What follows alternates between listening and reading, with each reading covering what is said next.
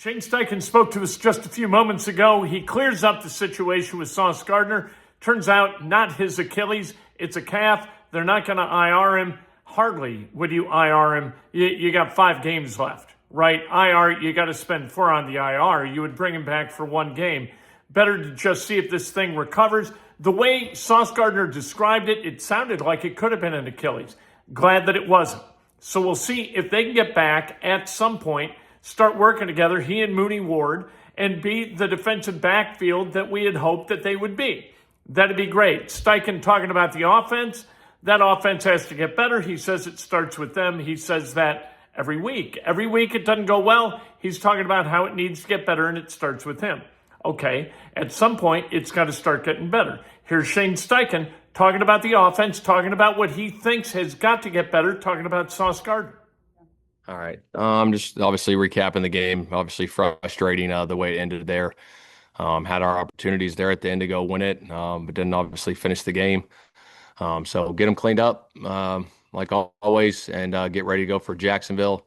In regards to Sauce, it's his calf, his Achilles is good to go, but probably missed some time. How much time I do not know at the moment right now, but ready when you guys are. Jake, you want to go ahead? Yeah, you kind of got it there with the Sauce portion of it, but when he's out, do you see it just like Mooney stepping right back into that kind of top dog role, or are you guys going to kind of have to piecemeal it? How do you envision that going? Yeah, we'll see. I'll talk with Lou this week, and obviously he'll have a game plan set up for the guys we got out there, and obviously we always look at the matchups each and every week with who we're playing to put the game plan together, and we'll go from there. James. Yeah, to kind of piggyback off that with I don't know how to phrase this. Is it weird to not have the vision of what your defense was supposed to be when you acquired Sauce? Because you didn't have Mooney, you get him back, and then Sauce goes down, and obviously the force is on IR.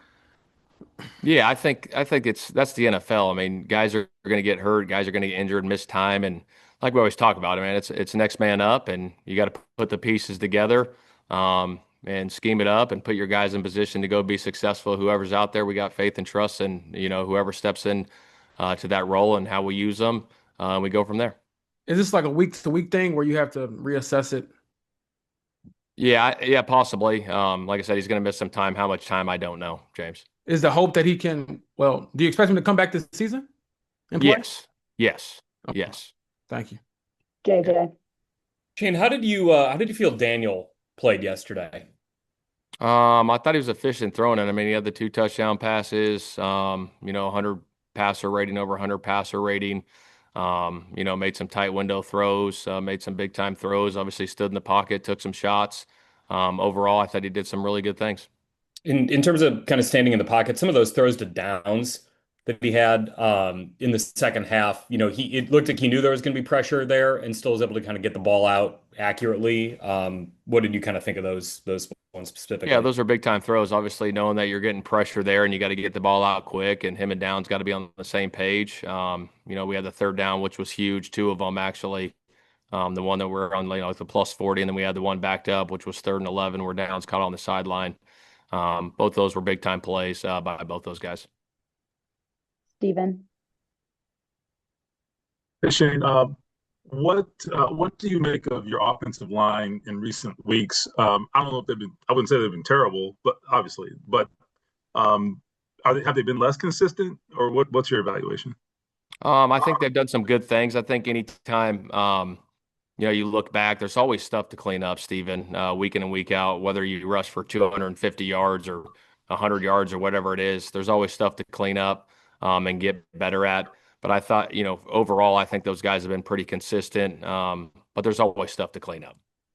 And then with Daniel, I think he's obviously he's battling. He did great under the circumstances.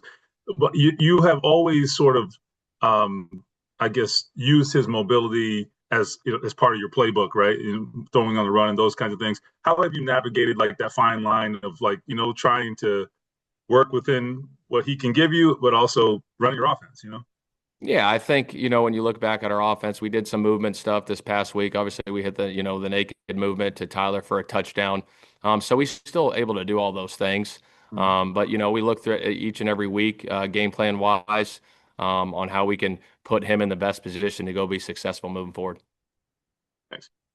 Kevin, Shane, do you plan to have kicker tryouts this week? Chris and his staff handle all that stuff. So I'll defer to Chris on those things. And then one more on Sauce. Is IR a possibility? No.